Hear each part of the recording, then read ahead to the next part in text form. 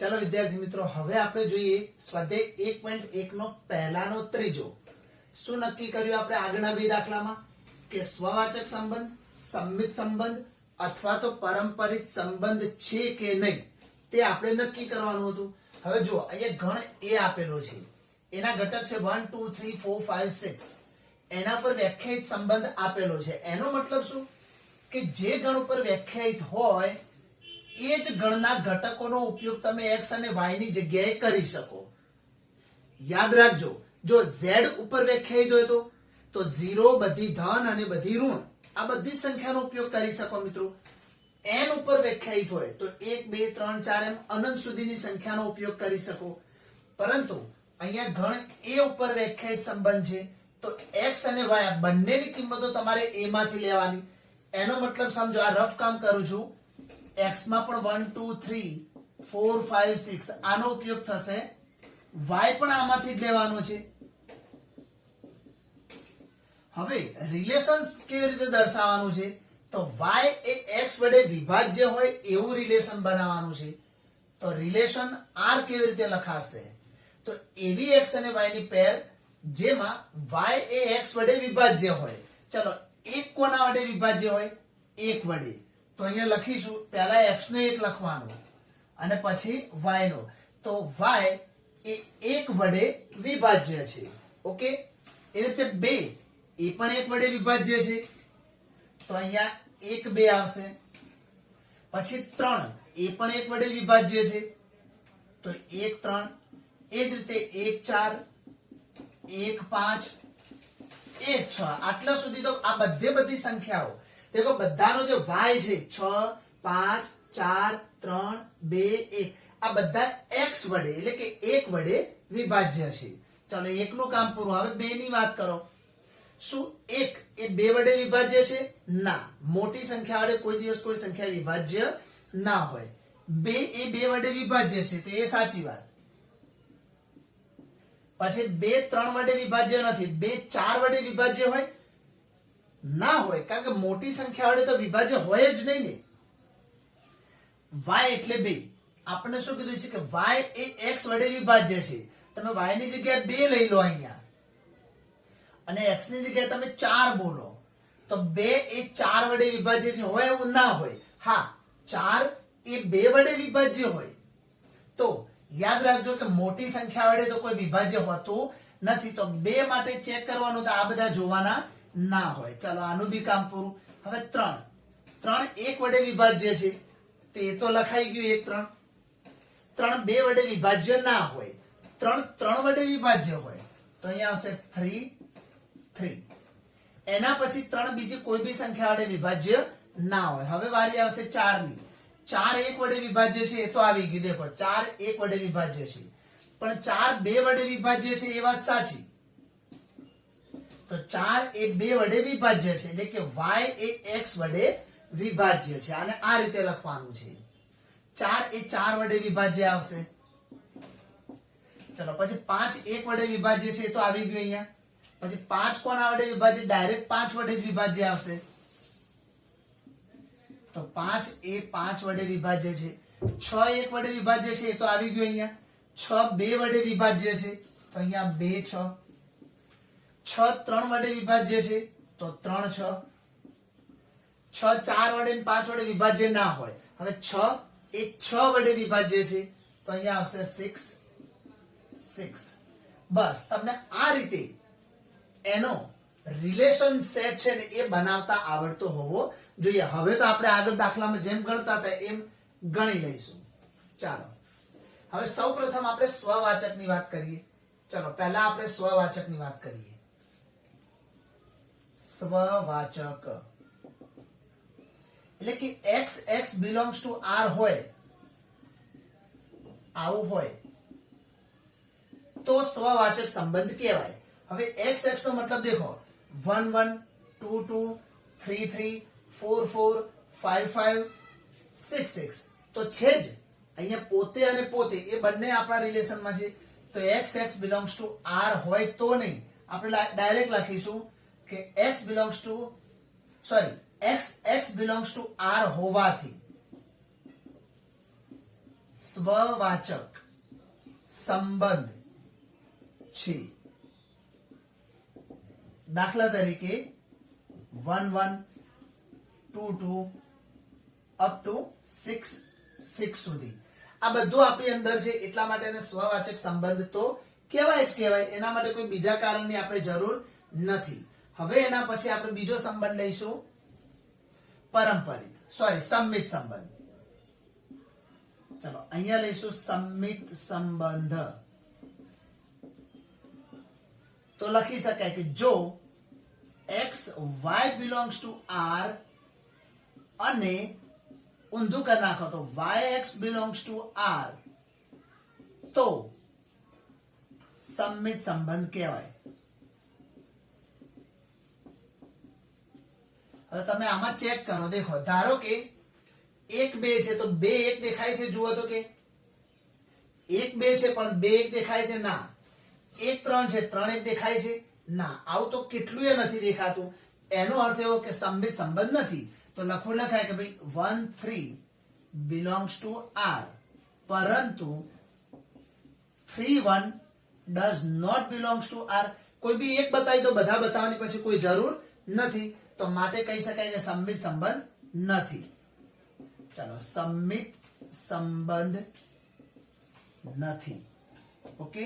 અને હવે આપણે બતાવવા જઈશું ત્રીજા નંબરનો સંબંધ. એ અહીંયા લખીએ છીએ પરંપરિત સંબંધ. પરંપરિત. પરંપરિત નો મતલબ શું મિત્રો? તો પરંપરિત નો મતલબ આવો થાય, x y belongs to r, પછી y હોય તો y થી જ ચાલુ થાય, તથા y z belongs to r તો x અને z પણ belongs to r હોવા જોઈએ. x z belongs to r. જો આવું થતું હોય તો કહી શકાય કે એ પરંપરિત સંબંધ છે. હવે તમે આટલા બધા ઘટકોની અંદર આવું ચેક કરવા જશો તો ક્યારે કરી લેશો? ધારો કે જો 1 2 પછી 2 થી સ્ટાર્ટ થાય છે, આ રહે જુઓ. તો 1 2 2 2 તો 1 2 એ અંદર છે આપણી સામે, જુઓ. એવી રીતે બીજું કોઈ ચેક કરીએ. ચાલો 1 2 અને 2 4 પાછળ છેલ્લો જે હોય ને પહેલો હોવો જોઈએ. તો 1 4 હોવા જોઈએ, જો આ રહ્યા છે ને. તો આવી તો કોઈ બી પેર તમે ચેક કરી શકો છો. પરંતુ આવી બધી ચેક ન કરવી હોય તો આપણે આને સાંકેતિક પરિભાષામાં પણ લખી શકીએ છીએ. આપણને શું કીધું છે કે y એ x વડે વિભાજ્ય છે. દેખો તો અહીંયા લખી શકાય કે y એ x વડે વિભાજ્ય છે.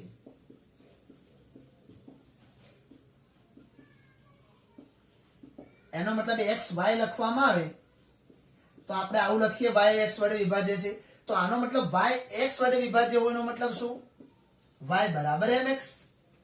દેખો કોઈ બી સંખ્યા ધારો કે 10 હોય એ 5 વડે વિભાજ્ય હોય તો 10 બરાબર 5 તો ના જ હોય ને. 5 ગુણ્યા 2 તો હોય ને. તો એ 2 શું છે? આપણા માટે m છે. હવે જો x y એ આપણા રિલેશનમાં છે એવું લખી દઈએ આપણે. ચલો આને થોડુંક વ્યવસ્થિત લખીએ. સપોઝ x અને y belongs to r હોય તો તમે આ રીતે લખી શકો. એ તો y સાથે z હોવો જોઈએ. તો y z belongs to r હોય તો આનો મતલબ શું થશે? ભાઈ z એ y વડે વિભાજ્ય છે. અને આવું હોય તો z એ y વડે વિભાજ્ય હોય તો z બરાબર શું આવશે? ny.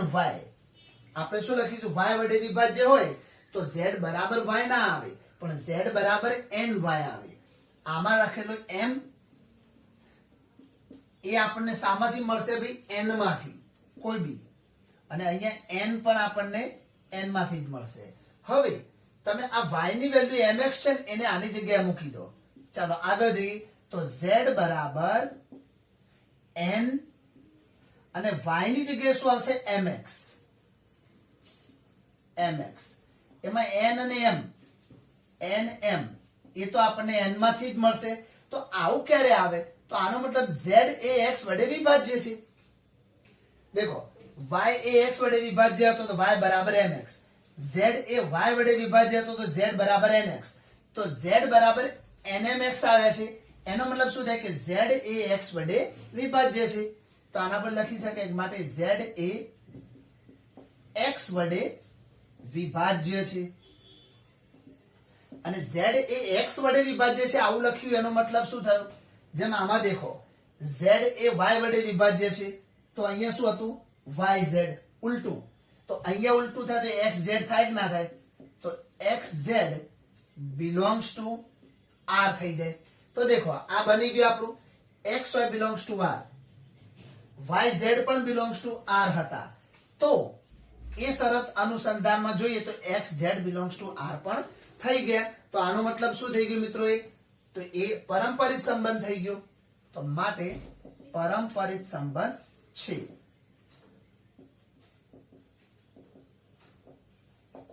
તો આ રીતે બધા દાખલાઓમાં આપણે ક્યારેક ક્યારેક મેન્યુઅલી, ક્યારેક ક્યારેક લોજિકલી આ રીતે બધા દાખલાઓને આપણે સાબિત કરવાના જ છે મિત્રો. અને એટલે જ વારંવાર આ શબ્દો હું વાપરું છું કે થિયરિકલ બેઝ થોડું ચેપ્ટર છે એટલે જેટલું બને એટલું વધુ વખત જોજો. આ દાખલો 2-3 વાર જોશો ને એટલે તમને ઘણો બધો આઈડિયા આવી જશે. બરાબર? અને બીજા દાખલાઓ પણ તમે જોતા જશો એમ એમ તમને પછી ખબર પડશે કે આનું લખાણ કઈ રીતે આપણે લખવાનું હોય છે. ચલો પાછો બીજો એક દાખલો જોઈએ, નંબર 4. પૂર્ણાંકોનો ગણ z પર વ્યાખ્યાયિત. દેખો z ઉપર વ્યાખ્યાયિત હોય તેનો મતલબ શું હોય કે આપણે જે x અને y લઈએ છીએ એ સામા હોવા જોઈએ? z માંથી કોઈ બી લેવાય, 0, ધન અથવા તો ઋણ, કોઈ બી પૂર્ણાંક સંખ્યા લેવાય. તો એવા z ઉપર વ્યાખ્યાયિત સંબંધ એક આપેલો છે. રિલેશન કેવું આપ્યું છે xy નું કે બંનેની બાદબાકી પૂર્ણાંક રહેવી જોઈએ. હવે આને લખવા જઈએ તો અસંખ્ય હોય મિત્રો, કારણ કે z માં અસંખ્ય સંખ્યા હોય. કોઈ પણ બે ઘટકો તમે z માંથી લો x અને y અને એમની બાદબાકી કરશો તો જવાબ પૂર્ણાંક જ આવશે ને. કોઈ બી તમે 5 લો અને -5 લો, એમની બાદબાકી કરો, અથવા તો 50 લો અથવા તો 50 ઓછા 125 લઈ લો, કોઈ બી લઈ લો મિત્રો, કોઈ બી લો, z માંથી કોઈ પણ લઈ શકો તમે. તો બંનેની બાદબાકી પૂર્ણાંક જ થવાની છે. એટલે હવે એવા ગણ જો આપણે મેન્યુઅલી લખવા જઈએ તો અધધ થઈ જાય, આપણે આખી જિંદગી લખ્યા જવું પડે મિત્રો. એટલા માટે આવા દાખલામાં આપણે અલગ રીતે દર્શાવતા હોઈએ છીએ. ચાલો પહેલા સ્વવાચક રિલેશનની વાત કરીએ કે x belongs to r. આવું એનું રીઝન શું? દેખો કે બંને એટલે y ની જગ્યાએ પણ તમે x જ લઈ શકો મિત્રો. આમાંથી ધારો કે તમે કોઈ બી એક સંખ્યા લઈ લીધી, કોઈ બી x લઈ લીધો અને y માટે પણ એ પોતે જ લેવાનો. સ્વવાચક નો મતલબ શું? પોતે અને પોતે. તો x - x equal to 0 થઈ જાય. અને 0 શું છે? પૂર્ણાંક છે. તો 0 એ પૂર્ણાંક છે. અને જો 0 પૂર્ણાંક થતો હોય તો xy આપણા રિલેશનમાં હોય. અને xy એટલે સ્વવાચક માટે xx એ આપણા રિલેશન r માં છે. બરાબર? આના માટે આટલું તમારે સમજવાનું મિત્રો. દરેક દાખલામાં જે શરત આપી હોય ને એ પ્રમાણે તમારે બંને x મૂકીને ચેક કરવાનું કે એનો જવાબ પૂર્ણાંક આવે છે. હા આવે છે તો પછી xx એ આપણા રિલેશનમાં છે. આનો મતલબ એવો કહેવાય. માટે કહી શકાય કે ભાઈ સ્વવાચક સંબંધ છે. જો યાદ રાખો અહીંયા n આપી દીધો હતો, n નેચરલ નંબર, તો પછી xx ના કહેવાય. કેમ ના કહેવાય? કે નેચરલમાં શું 0 હોય? ના હોય. અને એટલા માટે પછી એને સ્વવાચક સંબંધ કહેવાય નહીં. બરાબર? પરંતુ અહીંયા આપણે z આપ્યો છે. ચલો સ્વવાચક પછી સંબંધ ચેક કરીએ આપણે. હવે ધારો કે xy belongs to z હોય. જો આવું હોય તો શું થાય મિત્રો કે ભાઈ x - y એ આપણને શામાંથી મળશે? z માંથી, એટલે કે પૂર્ણાંક જ મળશે. તો તમે y - z કરો તો y - z એ બી z માં જ હોય ને. દેખો આ z એટલે આપણને જે અહીંયા z આપ્યો છે એ પૂર્ણાંક સંખ્યાઓનો ગણ છે, જ્યારે આ z એટલે x y z નો z છે. યાદ રાખજો.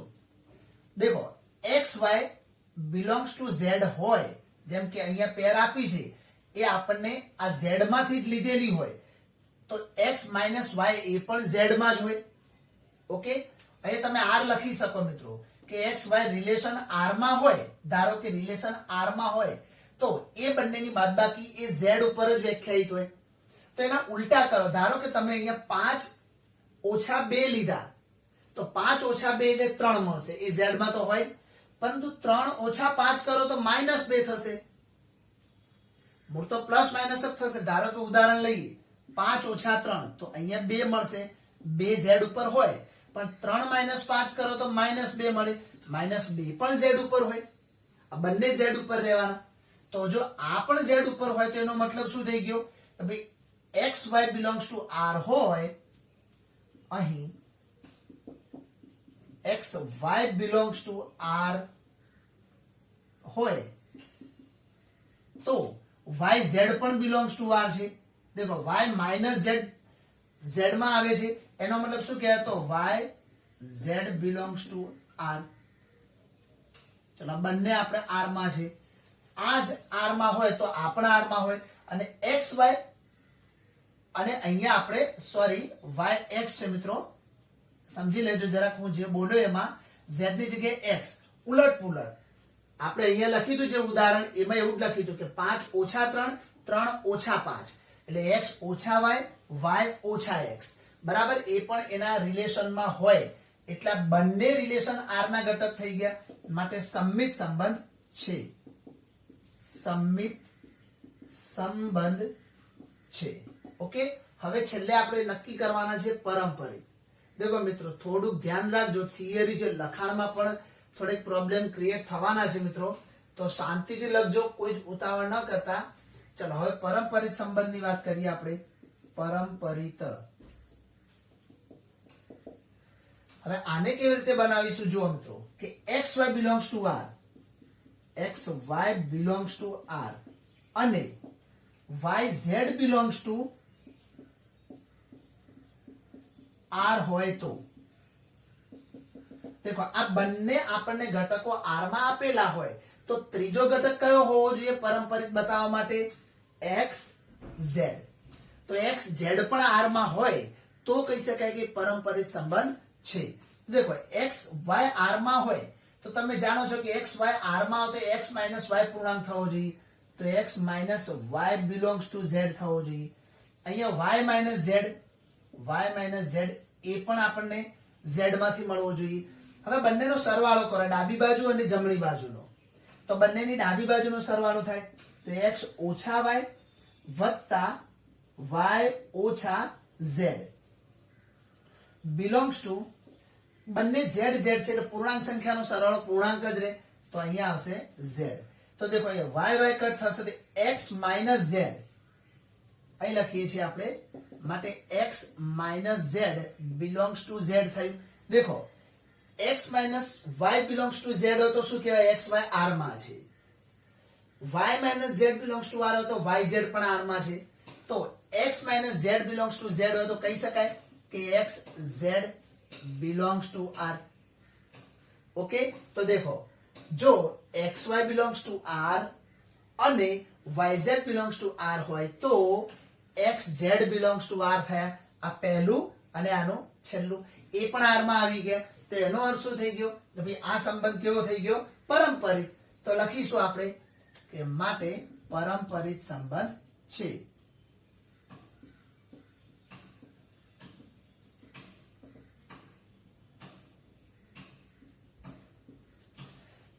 આનો અર્થ એવો થયો કે આપણને આપેલો જે સંબંધ છે એ z પર વ્યાખ્યાયિત હોય તો સ્વવાચક, સંમિત અને પરંપરિત છે.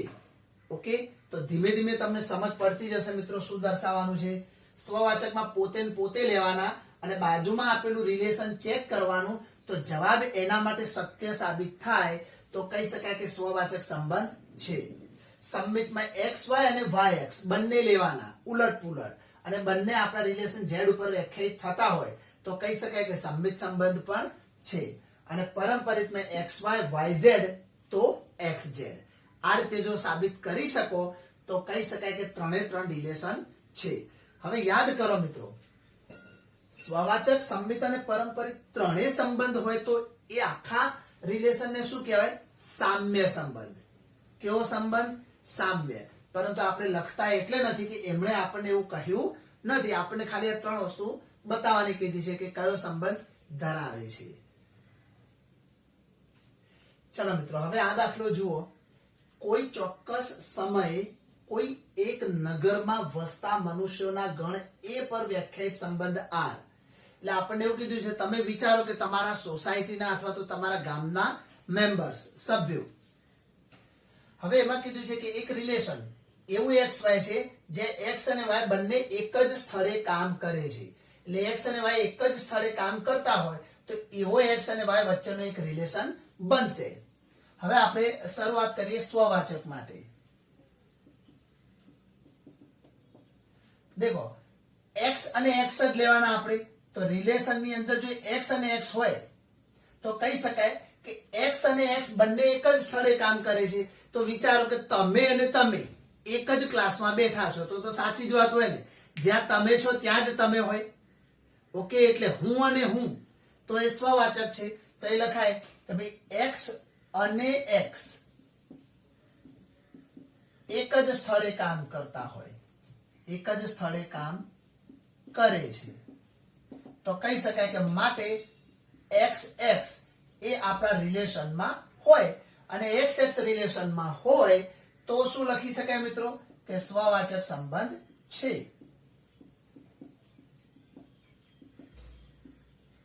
ચાલો, તમે તમારા ક્લાસરૂમની વિચાર કરજો મિત્રો. બધા પોતપોતાના ક્લાસમાં બેઠા હો અને વિચારો કે તમે અને તમે તમારા ક્લાસમાં છો તો સાચી જ વાત હોય ને, એમાં કોઈ ડાઉટ્સ કરવાનું હોતું જ નથી. ઓકે, પછી આપણે લઈશું આપણે સંમિત સંબંધ.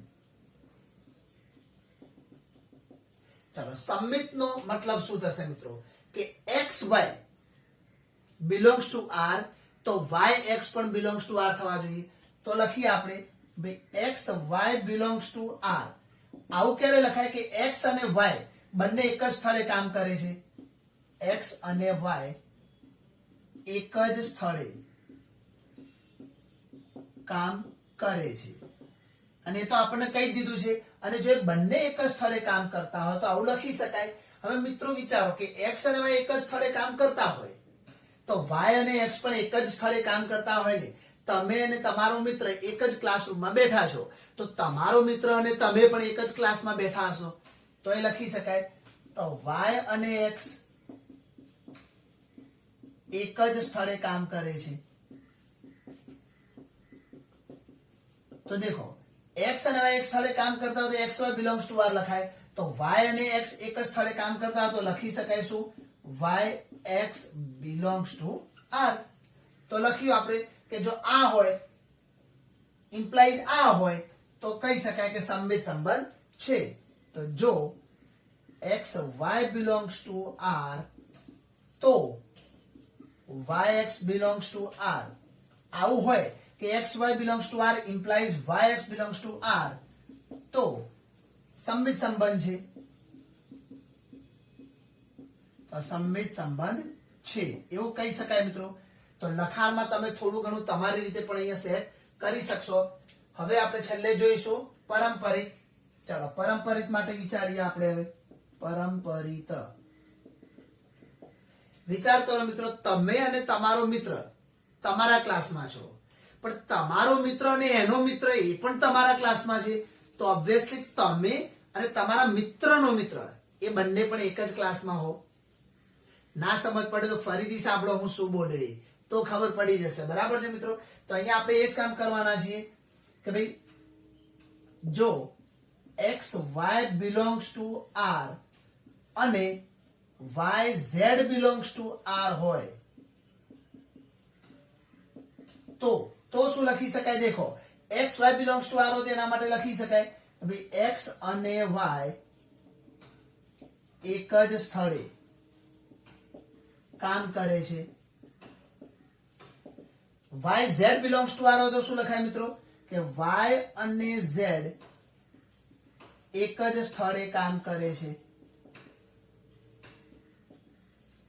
અને માટે દેખો, એક્સ વાય અને વાય ઝેડ એક જ સ્થળે કામ કરતા હોય તો એક્સ અને ઝેડ પણ એક જ સ્થળે કામ કરતા હોય તો માટે એક્સ અને ઝેડ એ પણ એક જ સ્થળે કામ કરે છે. અને માટે શું કહી શકાય કે x z belongs to R. માટે x z belongs to r. देखो xy belongs to r આપેલા જ છે, yz belongs to r એ પણ તમને આપેલા હોય, તો x z belongs to r થવા જોઈએ, તો એ થઈ ગયા આના ઉપરથી. તો કહી શકાય કે પરંપરિત સંબંધ છે. તો પરંપરિત સંબંધ છે ને મિત્રો, થિયરી છે, અઘરું નથી, પરંતુ લખાણ કેવી રીતે લખવું એ જેટલા દાખલા વધુ ને વધુ ગણતા જશો, પ્રેક્ટિસ કરશો, એટલે તમને આપોઆપ સમજ પડશે કે દાખલામાં લખવાનું શું હોય આપણે. ઓકે, હજુ સમજ ન પડે તો ધીરજ રાખજો અને વધુ ને વધુ દાખલાઓ જોતા રહેજો. 2-3 વાર એક દાખલો જોશો તો તમને એમાં વધુ ને વધુ સમજ પડતી જશે. ઓકે, અને જોડે જોડે લખાણ કરવાની પણ લખવાની બી પ્રેક્ટિસ અવશ્ય કરજો મિત્રો. ચાલો જોઈએ આગળ. હવે મિત્રો જુઓ, આપણે એ જોયો, હવે બી માં પણ આવું જ છે. એક્સ અને વાય એક જ સ્થળે કામ કરે છે. આની જગ્યાએ એવું કીધું છે કે એક્સ અને વાય એક જ વિસ્તારમાં રહે છે. હવે આટલું જ ચેન્જ કરવામાં આવ્યું છે આના પછીના દાખલામાં. અહીંયા એ ની જગ્યાએ બી થઈ જાય, તો અહીંયા એક્સ અને વાય એક જ વિસ્તારમાં રહે છે.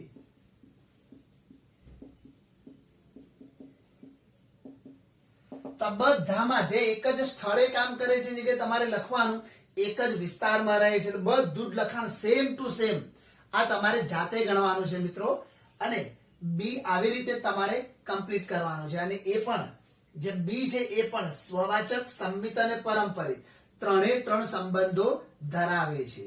ઓકે, એટલે એ પણ સામ્ય સંબંધ કહેવાશે. જેમ આ પણ સ્વવાચક હતો, પછી સંમિત પણ હતો અને પરંપરિત પણ હતો, એ જ રીતે એક જ વિસ્તારમાં રહે છે. એ પણ સેમ ટુ સેમ દાખલો તમારે ગણી દેવાનો છે. એટલે આપણે હવે બી નહીં ગણાવીએ, ડાયરેક્ટ આપણે આનો સી લઈશું. ચાલો જુઓ મિત્રો, હવે નંબર સી શું કહે છે કે એક્સ વાય રિલેશનમાં હોય અને એવું કીધું છે કે એક્સ ની ઊંચાઈ વાય ની ઊંચાઈ કરતા બરાબર 7 સેન્ટીમીટર વધારે છે. હવે એક્સ ની ઊંચાઈ વાય ની ઊંચાઈ કરતા 7 સેન્ટીમીટર વધારે છે. તો ચાલો હવે મિત્રો આપણે જોઈએ સ્વવાચક માટે. હવે દેખો, એક્સ ની ઊંચાઈ ભલે વાય ની ઊંચાઈ કરતા 7 સેન્ટીમીટર વધારે હોય, પણ સ્વવાચકમાં શું બતાવવાનું કે એક્સ ની ઊંચાઈ એક્સ કરતા 7 સેન્ટીમીટર વધારે છે. એક્સ ની ઊંચાઈ એક્સ કરતા, અથવા એક્સ ની ઊંચાઈ કરતા, એક્સ ની ઊંચાઈ એક્સ ની ઊંચાઈ કરતા 7 સેન્ટીમીટર વધુ ન હોઈ શકે. આવું ક્યારે હોય મિત્રો કે તમે તમારી ઊંચાઈ માપો અને તમારી ઊંચાઈ તમારા કરતા 7 સેન્ટીમીટર ઊંચી હોય? આવું તો પોસિબલ નથી. ઓકે, એટલે સ્વવાચક રિલેશન અહીંયા જળવાશે નહીં. તો કહીશું કે સ્વવાચક સંબંધ નથી. એટલે આપણે લખી શકાય કે x does not belongs to r, અને માટે સ્વવાચક સંબંધ નથી. કોઈની પોતાની ઊંચાઈ પોતાના કરતા 7 સેન્ટીમીટર વધુ હોય એવું ક્યાંય જોયું મિત્રો? ના હોય. એટલા માટે એ તો પોસિબલ જ નથી. ચલો હવે સંમિત સંબંધ. હવે સંમિત શું કહે છે મિત્રો કે x કરતા y ઊંચો તો y કરતા x ઊંચો, આવું નહીં બને. તો લખીશું કે ભાઈ x ની ઊંચાઈ y ની ઊંચાઈ કરતા બરાબર 7 સેન્ટીમીટર વધારે છે. અને માટે તમે શું લખશો કે x y belongs to R. પરંતુ ઉલટું કરો, હવે વાય ની ઊંચાઈ એક્સ ની ઊંચાઈ કરતા 7 સેન્ટીમીટર વધારે હોય એવું બને? હવે મિત્રો એક વસ્તુ વિચારો, તમારા કરતા કોઈ મોટી હાઈટની વ્યક્તિ હોય અને એની ઊંચાઈ 7 સેન્ટીમીટર તમારા કરતા વધારે છે, તો તમે એવું કહેશો કે મારા કરતા આ વ્યક્તિની ઊંચાઈ 7 સેન્ટીમીટર વધારે છે. હવે એ વ્યક્તિ એવું બોલે તો મારા કરતા હવે પેલી વ્યક્તિની ઊંચાઈ 7 સેન્ટીમીટર વધારે છે, તો વાક્ય ખોટું. તમે એના કરતા 7 સેન્ટીમીટર નીચા છો. ઓકે, એટલે બંને બાજુ આ વસ્તુ પોસિબલ નથી. તો લખીશું પરંતુ y ની ઊંચાઈ x ની ઊંચાઈ કરતા 7 સેન્ટીમીટર વધારે ન હોય. એનો મતલબ શું લખી શકાય મિત્રો કે yx does not belongs to r. તો આવું હોય પણ આવું ના હોય તો એનો મતલબ શું થઈ ગયો મિત્રો કે સંમિત સંબંધ નથી. તો લખીશું કે માટે સંમિત સંબંધ નથી. ચાલો ઓકે. હવે આપણે જોઈશું પરંપરિત સંબંધ. પરંપરિતમાં પણ એવું થશે મિત્રો. ધારો કે x ની ઊંચાઈ y ની ઊંચાઈ કરતા 7 સેન્ટીમીટર વધારે હોય. x ની ઊંચાઈ y ની ઊંચાઈ કરતા તથા y ની ઊંચાઈ z ની ઊંચાઈ કરતા 7 સેન્ટીમીટર વધુ હોય તો પણ x ની ઊંચાઈ z ની ઊંચાઈ કરતા 7 સેન્ટીમીટર વધુ ન થાય. તો પણ x ની ઊંચાઈ z ની ઊંચાઈ કરતા 7 સેન્ટીમીટર વધુ ન હોય. આનો અર્થ એવો થાય કે x ની ઊંચાઈ y ની ઊંચાઈ કરતા 7 વધારે હોય તો શું લખાય? x y છે ને એ રિલેશન r માં છે તથા y ની ઊંચાઈ z ની ઊંચાઈ કરતા 7 વધારે છે તો y z belongs to r છે. પરંતુ શું કહે છે હવે કે x ની ઊંચાઈ z ની ઊંચાઈ કરતા 7 સેન્ટીમીટર વધુ ના હોય તો શું લખાય? પરંતુ x અને z does not belongs to r. હવે સમજાવો મિત્રો, તમે સમજો. તમારા કરતા તમારો મિત્ર 7 સેન્ટીમીટર ઊંચો છે, એનાથી એનો મિત્ર પણ 7 સેન્ટીમીટર ઊંચો છે, તો શું તમારા કરતા પેલો મિત્ર બરાબર 7 સેન્ટીમીટર ઊંચો હશે? ના. અને એનાથી ઉલટી ગંગા વહેવડાવો મિત્રો. અહીંયા એવું છે દેખો કે x ની ઊંચાઈ y ની ઊંચાઈ કરતા 7 વધારે, એટલે તમે તમારા મિત્ર કરતા 7 સેન્ટીમીટર ઊંચા છો, એટલે તમારો મિત્ર એના મિત્ર કરતા 7 સેન્ટીમીટર ઊંચો છે, તો પછી તમે પેલા મિત્ર કરતા 7 સેન્ટીમીટર ઊંચા હશો? ના, 14 સેન્ટીમીટર ઊંચા હશો મિત્રો. પરંતુ એ તો શબ્દ શું છે કે બરાબર 7 સેન્ટીમીટર, તો એવું તો પોસિબલ નથી. તો આપણે કહી શકીએ કે xy r માં હોય, yz r માં હોય, પરંતુ xz r માં ના હોય. એનો મતલબ પરંપરિત સંબંધ નથી. તો માટે પરંપરિત સંબંધ નથી. ઓકે. તો આ રીતે આપણે 3 રિલેશન બતાવ્યા અને 3 રિલેશનો અહીંયા આપણે નથી માં જ બતાવ્યા છે. જુઓ, સ્વવાચક પણ નથી, સંમિત પણ નથી અને પરંપરિત પણ નથી. ઓકે, ચાલો જોઈએ આગળ. ચાલો મિત્રો, હવે જોઈએ રિલેશન આપ્યું છે x y નું કે x એ y ની પત્ની છે. તો દેખો, સ્વવાચક સંબંધ વિચારીએ પહેલા આપણે. સ્વવાચક તો દેખો કે x એ y ની પત્ની છે. હવે સ્વવાચકમાં શું બોલવું પડે કે x એ x ની પત્ની છે, એવું તો શક્ય જ નથી. x એ x ની પત્ની ન હોઈ શકે. એટલે કહી શકાય કે ભાઈ x does not belongs to r. A r માં ના હોઈ શકે, તો કહી શકાય કે સ્વવાચક સંબંધ નથી. સ્વવાચક સંબંધ નથી.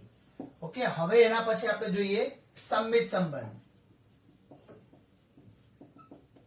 ચાલો, હવે આમાં સંમિત નો મતલબ શું થાય મિત્રો કે x y belongs to r હોય તો આપણે શું લખવાના છીએ કે ભાઈ x એ અહીંયા જે આપી હોય x y હોય તો x એ y ની પત્ની છે, તો x એ y ની પત્ની છે. પરંતુ હવે આપણે ઉલટું બતાવવાનું કે yx પણ belongs to r હોવા જોઈએ, પરંતુ y એ x ની પત્ની ન હોઈ શકે. y એ x ની પત્ની ન હોઈ શકે,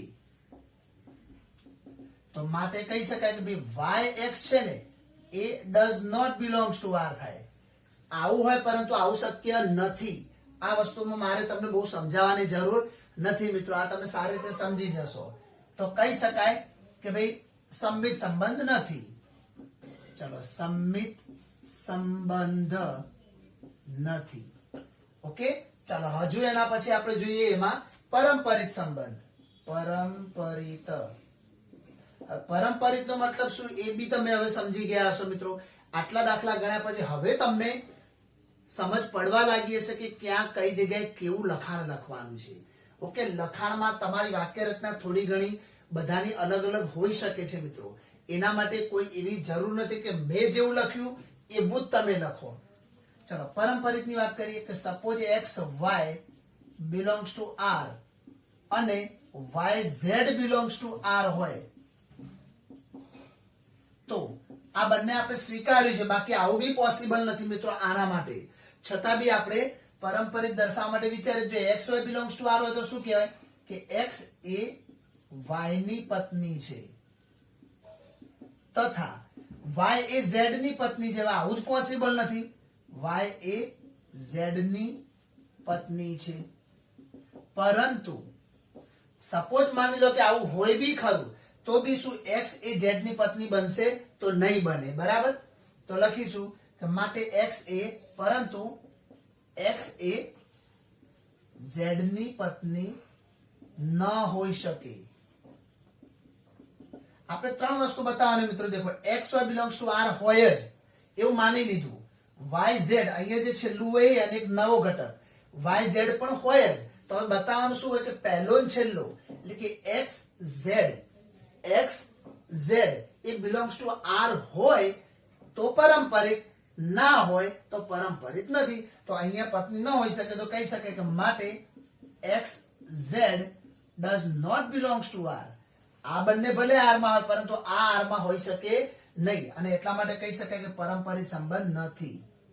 પરંપરિત સંબંધ નથી. ઓકે, તો કહી શકાય અહીંયા કે રિલેશન સ્વવાચક, સંમિત કે પરંપરિત સંબંધ નથી. ઓકે, ચાલો જોઈએ આગળ. ચાલો મિત્રો હવે ડી પછી ઈ. આના પછી ઈ માં એવું કહેવામાં આવ્યું છે આપણને કે એક્સ એ વાય નો પિતા છે. પત્નીની જગ્યાએ શું આપેલું છે આપણને? પિતા. દેખો મિત્રો, પિતા હોય કે પત્ની હોય કે પતિ હોય એનાથી કોઈ ફરક પડતો નથી. એમાં બધામાં અહીંયા જે પત્ની છે ત્યાં પિતા લખી નાખજો એટલે એક્ઝેક્ટલી દાખલો આની જેમ જ ગણવાનો છે અને એ પણ સ્વવાચક, સંમિત અને પરંપરિત નહીં હોય. ઓકે, તો એ દાખલો તમારે અહીંયા જાતે ગણવાનો છે. ચાલો તો હવે આપણે આગળ જોઈશું. ચલો મિત્રો હવે જોઈએ દાખલા નંબર 2. સાબિત કરો કે વાસ્તવિક સંખ્યાઓના ગણ r પર રિલેશન અત્યાર સુધી r આપતું હતું, અહીંયા s આપેલું છે. તો રિલેશન s એવી ab ની ક્રમયુક્ત જોડ લો કે a less than and equal to b square થાય. હવે એવી રીતે વ્યાખ્યાયિત સંબંધ s સ્વવાચક, સંમિત અને પરંપરિત એ પૈકી એક પણ નથી એવું આપણે અહીંયા સાબિત કરવાનું છે. તો ચાલો આપણે સ્વવાચક માટે વાત કરીશું. પહેલા તો સ્વવાચક. દેખો મિત્રો, અહીંયા તો એક સ્પષ્ટ વસ્તુ છે કે a less than and equal to a square લો તો એવું તો પોસિબલ જ નથી. તો અહીં સ્પષ્ટ છે કે a less than and equal to does not less than and equal to a square. Okay, તો કહી શકાય કે a અને a આ બંને એ રિલેશન s માં નથી. તો માટે સ્વવાચક સંબંધ નથી. મનમાં એવો પ્રશ્ન થાય કે sir a does not less than and equal to a square આ રિલેશન કેમ નથી? તો ચાલો એના માટે એક ઉદાહરણ આપું તમને અને આ વસ્તુ સ્પષ્ટ કરું. દેખો મિત્રો, તમે ધારો કે અહીંયા 2 લઈ લો. 2 તો 2 કે તેથી મોટો જ એનો વર્ગ થશે એ તો તમે જાણો છો. બરાબર, આ તો સાચું આવ્યું. તો શા માટે ડઝ નોટ લખવામાં આવ્યું? તો આવું કોઈ પણ ઉદાહરણ લેવાથી સત્ય થવું જોઈએ મિત્રો. ધારો કે તમે a ની જગ્યાએ 0.5 લઈ લો. ચાલો તો હવે a નો વર્ગ કરો. તમે a નો વર્ગ એટલે કે 0.5 નો સ્ક્વેર કરો. હવે મને એમ કહો કે 0.5 અને એના કરતા 0.5 નો સ્ક્વેર એના જેવડો કે એનાથી મોટો થાય છે? ચલો ચેક કરો. તો 0.5 નો સ્ક્વેર શું થાય? 0.25. હવે જો મિત્રો, આ 0.5 નો મતલબ 0.50 કહેવાય.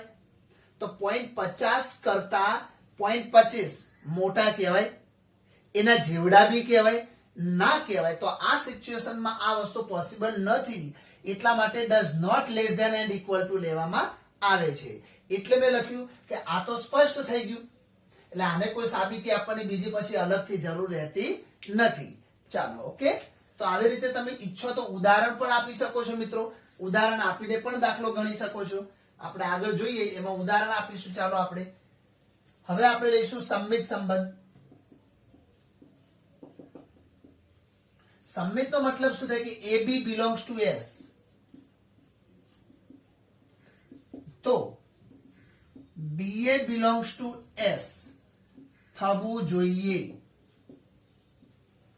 હવે મને એમ કહો કે a less than and equal to b square હોય, બરાબર? આવું હોય, જો આવું હોય તો એ બી આપણા રિલેશનમાં કહેવાય. પરંતુ આને ઉલટા કરી નાખો, b less than and equal to a square થઈ જાય. આવું શક્ય નથી, આવું તો શક્ય જ નથી. હમણાં ઉદાહરણ આપીને સમજાવું મિત્રો તમને. તો લખી શકાય કે ભાઈ અહીંયા b a does not belongs to S. ઉલટું તો એવું પોસિબલ જ નથી. તો કહી શકાય કે સંમિત સંબંધ પણ નથી. સંમિત સંબંધ પણ નથી. તમારે આખું લખવું લખી શકાય કે માટે એસ, આપણું જે રિલેશન એસ છે ને, એસ સ્વવાચક સંબંધ નથી. અહીંયા એસ સંમિત સંબંધ નથી. જો ઉદાહરણ આપું તમને અહીંયા એનું, ધારી લો કે એ અને બી માટે એ બરાબર 1 અને બી બરાબર 2 છે. ચલો આવું ધારી લો, કોઈ બી કિંમત ધારી શકાય. હવે તમે a less than and equal to b square કરો. એ એટલે 1 less than and equal to b square. B square એટલે 2 નો વર્ગ શું થાય? 4. તો આ સાચું છે, એટલે એ આપણા રિલેશનમાં છે. જુઓ, છે ને? હવે એને ઉલટું કરી નાખો. એ બરાબર 1 અને બી બરાબર તો 2 જ છે, પરંતુ આની અંદર મૂકો. બી ની વેલ્યુ શું છે આપણી જોડે? 2. Less than and equal to a square. A square એટલે 1 નો વર્ગ 1 થાય. બોલો, આ 2 કરતા 1 મોટો છે. સાચું છે? ના, ખોટું છે. એટલે કહી શકાય કે આવું તો શક્ય જ નથી. તો આવું હોય તો આ થાય, પરંતુ b less than and equal to a square શક્ય નથી. માટે b a does not belongs to S. માટે સંમિત સંબંધ પણ નથી. તો હવે ત્રીજું, આવી જ રીતે તમે તમારી રીતે જાતે ઉદાહરણ લઈને મિત્રો ચેક કરજો. હું ડાયરેક્ટ લખી જ દઉં છું કે પારંપરિક સંબંધ પણ નથી. પરંતુ કેમ નથી તો એનું લખાણ આ રીતે લખવાનું કે a b belongs to S તથા b c belongs to S. Okay, આ બંને ધારો કે એસ ની અંદર છે, તો શું ચકાસવાનું કે a c belongs to S હોવા જોઈએ. ચાલો એના માટે આપણે લખીએ, જો a b belongs to S હોય, a b belongs to S હોય તો શું લખાય? A less than and equal to b square લખાય. તો અહીંયા લખાય a less than and equal to b square. એ ત્યાં અહીંયા શું લખાય? B less than and equal to c square લખાય. હવે આ જે બી ની વેલ્યુ આવી less than and equal to c square, એને આની અંદર અપ્લાય કરી દો. ચલો આની અંદર મૂકી દો તો શું બનશે? અહીંયા a less than and equal to b ની જગ્યાએ સી સ્ક્વેર મૂકો તો સી સ્ક્વેર નો વર્ગ શું થઈ જાય? સી ની 4 ઘાત થાય. હવે આવું રિલેશન થાય છે આપણી જોડે? અહીંયા જુઓ તો અહીં તો શું બનવું જોઈએ? A less than and equal to c square થવા જોઈએ. જો એવું થઈ ગયું હોત તો પારંપરિક સંબંધ છે, પરંતુ અહીંયા નથી. આપણે આ બી ની કિંમત અહીંયા મૂકી છે આમાં. તો a less than and equal to c ની 4 ઘાત આવી. માટે કહી શકાય કે એ અને c does not belongs to S. A b S માં છે, બીસી એસ માં છે, પરંતુ એસી એસ માં નથી. તો શું કહી શકાય ભાઈ? કે પારંપરિક સંબંધ નથી. માટે એસ એ પારંપરિક સંબંધ નથી. ઓકે, તો આ પણ પારંપરિક સંબંધ નથી. હવે તમે અહીંયા ઉદાહરણ 1, 2, 3 એવી રીતે લઈને ચેક કરજો મિત્રો, તો તમને ખબર પડી જશે કે શા માટે આ નથી. જરૂર પડે તો અપૂર્ણાંક કિંમત પણ લેવાની. ઘણી એવી કિંમતો છે જેમાં રિલેશન સાચું પણ આવશે, પણ યાદ રાખો મિત્રો, 1,00,000 કિંમતોમાં સાચું આવે, પણ 1,01,000મી કિંમતમાં એ વસ્તુ રંગ બને તો બી આપણું રિલેશન કહેવાય નહીં. તો પારંપરિક સંબંધ કહી શકાય નહીં. એટલે એ રીતે તમારે એના એક્ઝામ્પલ સેટ કરીને પણ સાબિત કરી શકાય છે. ચાલો જોઈએ આગળ દાખલા નંબર 3. ચાલો જોઈએ હવે દાખલા નંબર 3. દેખો ગણ આપેલો છે 1 2 3 4 5 6. હવે એના ઉપર વ્યાખ્યાયિત સંબંધની વાત કરી હોય તો a અને b બંને 1 થી 6 માંથી જ લેવાય. હવે રિલેશન કેવું કીધું છે, b એવો હોવો જોઈએ જેથી a માં 1 ઉમેરવાનો. તો દેખો પહેલા રિલેશન મેળવી લઈએ આપણે. ધારો કે a બરાબર તમે 1 લઈ લો, અહીંયા a બરાબર 1 લઈએ તો b શું મળે, 1 + 1 એટલે કે 2 મળે. a ની વેલ્યુ 2 મૂકી દઈએ તો 3 મળશે, 3 મૂકીશું તો 4 મળશે, 4 મૂકીશું તો 5 મળશે, 5 મૂકીશું તો 6 મળશે અને a ની વેલ્યુ 6 મૂકીશું તો 7 મળશે. પણ 7 આપણી સામે છે જ નહીં, તો એનો અર્થ શું થયો કે અહીંયા આપણું રિલેશન અહીંયા પૂરું થઈ ગયું. હવે મિત્રો દેખો, જ્યારે આવી રીતે તમને મેન્યુઅલી કોઈ યાદીની રીતે ગણ આપેલો હોય ત્યારે સ્વવાચક, સંમિત અને પરંપરિત સાબિત કરવું સૌથી સહેલું હોય છે મિત્રો. બહુ જ સિમ્પલ હોય છે. ચલો આપણે સૌપ્રથમ સ્વવાચકની વાત કરીએ. દેખો આની અંદર કે 1 1 દેખાય છે, 2 2 3 3 4 4 5 5 6 6 નથી દેખાતું. તો લખીશું કે 1 1 does not belongs to R. માટે a does not belongs to R માટે સ્વવાચક સંબંધ નથી. તમે x પણ લખી શકો છો, બરાબર. આને ગાણિતિક પરિભાષામાં લખવું હોય તો બી લખી શકાય. અહીંયા a લખી દો તો a = a + 1 હોય કોઈ દિવસ. a બરાબર a + 1, 5 બરાબર 5 + 1 સરખા થાય ના થાય, તો પોતે પોતે સમાન બનતા નથી આ રિલેશન થી. એવી રીતે દર્શાવો તો બી ચાલે, પરંતુ જ્યારે મેન્યુઅલી તમને અહીંયા રિલેશન આપી દીધેલું હોય તો તમે ડાયરેક્ટ આ રીતે દર્શાવી શકો અને કોઈ બી એક ઘટક બતાવવાની જરૂર છે, બધા બતાવવાની જરૂર હોતી નથી. ચલો સંમિત લઈએ હવે.